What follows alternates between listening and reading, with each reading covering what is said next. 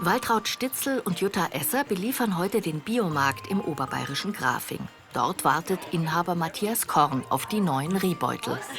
Okay, für was ist das? Das ist für den Strand, für die Handtasche, für ein kleines iPad oder wie auch immer. Und auch aus gebrauchte Stoffe, oder? Ja, natürlich. Das ist auch von Raumausstattern, sind das Restposten, Musterkollektionen. Na Wahnsinn, ihr übertrefft euch wieder selbst. Ja, und auch mit Innenfutter Und da kriegst du jetzt auch ein Kilo Kartoffeln rein oder ein Kilo Äpfel. Super. Es gibt ja andere Gemüsenetze auch, aber die werden neu hergestellt. Brauchst du wieder Baumwolle oder sonst was und dann ist doch das die beste Alternative. Ja, und weil man einfach sagt, was schon da ist alles. Gell? Es ist so genial und es ist individuell. Es ist nichts Genau. von der Stange. Das einzig Dramatische ist jetzt in dieser ganzen Laufzeit, dass die Kunden sagen, sie gehen nicht kaputt. Ein Rehbeutel als nachhaltig elegante Geschenkverpackung für Wein, als schaumdurchlässiges Seifensäckchen oder als Obst- und Gemüsebeutel. Es gibt viele Möglichkeiten, Ressourcen zu sparen, auch in der Backabteilung.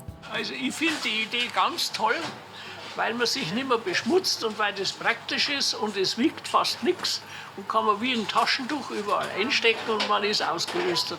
Ich bin ja eine alte Generation und da waren die Beutel größer und da war da so ein Metallring drin.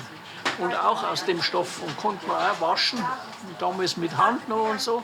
Und soher kenne ich diese Art sowieso von meiner Kindheit her. Und ich finde es toll, dass jemand die Idee jetzt wieder aufgreift und dass sowas wieder gibt. Finde ich einfach fundig. Ständig sind sie auf Achse, ehrenamtlich. Für Waltraud Stitzel ist die Suche nach Stoffen zur Leidenschaft geworden. Ich bin Sammlerin und Jägerin und von dem her ist es genau das Richtige. Wir kriegen so viele tolle Sachen und können dann überlegen, was wir daraus machen. Es ist auch so eine Grundlage, dass alles wieder hergenommen wird und auch eben diese schönen, tollen Stoffe. Und es entsteht ein zweites Leben draus. Früher waren sie Bankerinnen. Jetzt ist Waltraud Bio-Fachverkäuferin, Jutta Lerncoach. Rebeutel läuft nebenbei. Hallo Claudia. Hallo. Stoff bekommen sie regelmäßig bei Claudia Marini. Hi. Hi, schau mal, was ich wieder für euch zusammengestellt habe. Toll, super. Schön. Wieder eine Überraschung. Sehr süße, da hätte ich gerne wieder schöne Taschen von. Machen wir sehr gerne. Und Da ist viel davon. Ah ja, der Schaut. ist auch hübsch. wunderschöner Vorhang. Ja, und super. für die Furoshikis, ich kann es mir immer nicht merken, es macht gar nichts. da Ja, hätte ich gut. gerne diesen Stoff. Ja, der ist toll. Weil Ja, da das kann man sieht sehr super aus. schöne große Geschenke mit Ja, einpacken. toll. Ja, sehr gut. Die Raumausstatterin gibt die Stoffe, die sie nicht zu Gardinen oder Polstermöbel verarbeitet, kostenfrei ab. Dafür bekommt sie neue Taschen zurück. Die kann sie in ihrem Laden in Unterhaching bei München gut verkaufen.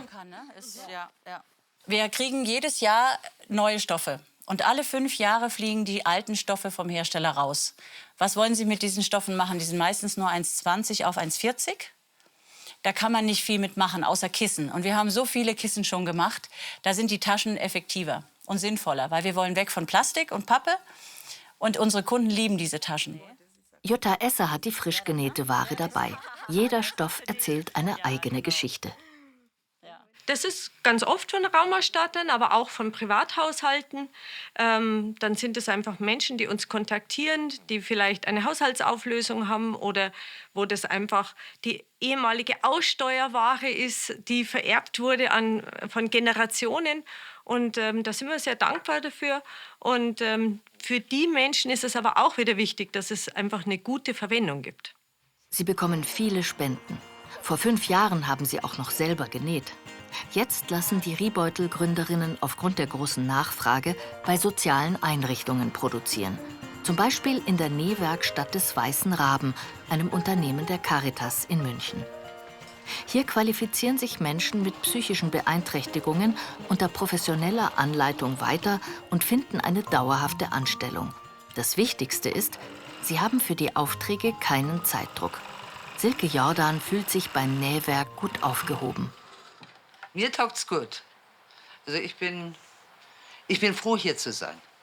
Und mit den Drehbeuteln habe ich angefangen und mache sie immer wieder. Sie und ihre 30 Kolleginnen sind stolz, wenn sie später die Beutel und Taschen in den Läden entdecken. Ihre Arbeit wird wertgeschätzt, obwohl sie vielleicht nicht immer 100% leisten können. Werkstattleiterin Betty Gerling entwickelt gern zusammen mit dem Rehbeutel-Team neue Designideen. Mit der Schirmstoff. Und hier habe ich auch den Stoff dazu dabei. Okay. Dann können Sie mal ausprobieren, welcher Stoff da am besten geeignet ist.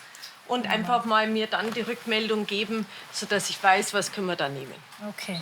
Das gibt viel mehr Selbstwert und Stärke auch, ein Teil von guten Projekten zu sein und nicht nur eine Nummer oder irgendjemand, der irgendwo versteckt in der Werkstatt ist. Das merkt man auch direkt dann, dass das auf die Menschen Einfluss hat und mit welcher Freude sie dann dabei sind. Es ist ja nun einfach mal so, dass jeder was kann. Ja? Und manchmal muss man ein bisschen die Talente da abholen, wo sie sind und nicht immer nur im System erwarten, was Menschen können, sondern einfach mal ein bisschen hingucken, wer kann was. Und so kann ich eben auch mit den Projekten für jeden eine Arbeit generieren. Ja, eine Aufgabe, eine sinnvolle Aufgabe. Damit sind die Riebeutel nicht nur hübsch, sondern nachhaltig und sozial. Großartig, wunderbar. Dann geht es nach Wasserburg. In der Stadt am Inn wartet auf die beiden Riebeutel-Erfinderinnen eine Herausforderung. Sie wollen die japanische Verpackungskunst Furoshiki bekannt machen. Der Buchladen Fabula hat Riebeutel auf einer Messe entdeckt. Ich habe jetzt ein Tuch mal einfach als Probe als Vorführen dabei. Das Geheimnis ist, man legt es einfach auf die Diagonale und dann schlägt man zuerst die eine Seite und dann die andere. Also es gibt verschiedene Techniken, aber das ist eine.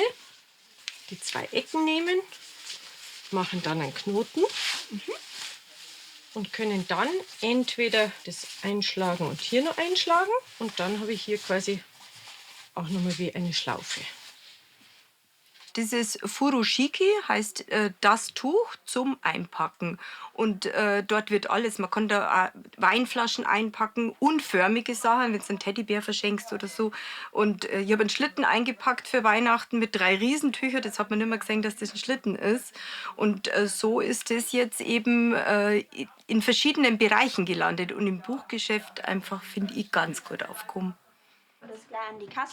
An der Kasse kommt kein Kunde am Furoshiki vorbei. Über 50 Läden in ganz Süddeutschland verkaufen mittlerweile die recycelten Beutel und Taschen von Waltraud Stitzel und Jutta Esser. Sie hoffen, dass sich ihre umweltfreundlichen Ideen weiter durchsetzen werden. Dann sieht man das hier. Jeder kann so viel machen, ohne das jetzt irgendwie dogmatisch zu machen. Und beim Geschenkpapier ist es so einfach, weil das Geschenkpapier wird ja nur einmal verwendet in der Regel. Und dann wird sofort wieder weggeschmissen. Das heißt, es ist eigentlich nur ein kurzer Moment, in dem es schön ist und danach eigentlich schon wieder verbraucht ist und im Müll landet.